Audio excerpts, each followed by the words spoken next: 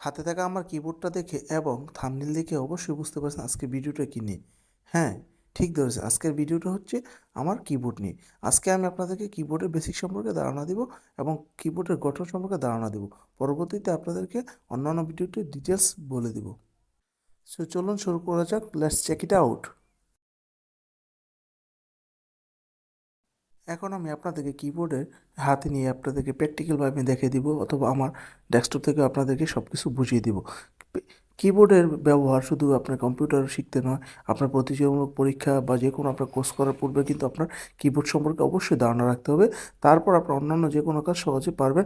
Keyboard সম্পর্কে ধারণা রাখতে পারলে আপনার 80% কাজ কম্পিউটারে শেষ হয়ে যাবে। সো আশা করি বুঝতে পারছেন। এখন চলে যাই মূল ভিডিওতে।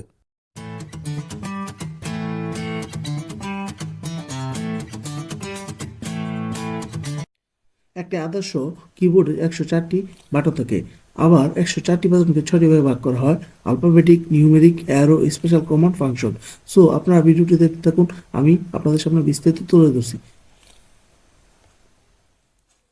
তো আমরা 6 ভাগে যে ভাগ করা আছে আমাদের যে কিবোর্ডটা, তো 6 ভাগের যে প্রথম অংশ হচ্ছে আমাদের যে আলফাবেটিক কিগুলো কোনগুলো? 3 সারিতে বিভক্ত। সেগুলো হচ্ছে কি, এই দেখুন, এই যে কিউ, WER, তারপরে যে এইচ, তারপরে যে বি, এই নিচের এই যে এই 3 লাইন পর্যন্ত এটা হচ্ছে আলফাবেটিক কি বা আলফাবেটিক যে কিবোর্ডের 3টে সারি। হ্যাঁ, তো এগুলো হচ্ছে 26টা, ঠিক আছে। তো তারপর আমরা চলে যাব নিউমেরিক কি। নিউমেরিক কি কোনগুলো? এই যে দেখুন, ডান পাশে কিবোর্ডের ডান পাশে এই যে এগুলো হচ্ছে নিউমেরিক কি। নিউমেরিক কি কয়টা? 1টা 2টা 3টা 4টা 5টা 6টা 7টা 8টা 9টা।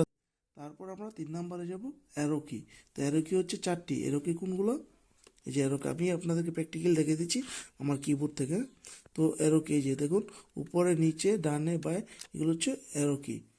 এগুলো হচ্ছে অ্যারো কি। তারপরে আছে আমাদের স্পেশাল কি। স্পেশাল কিগুলো আপনার যে শিফট, কন্ট্রোল বা অল্টার, হ্যাঁ, এগুলো কি স্পেশাল কি বলে। এগুলো বিভিন্ন জায়গায় দেওয়া আছে, পাশে ডান পাশে বাম পাশে দোনো পাশে দেওয়া আছে।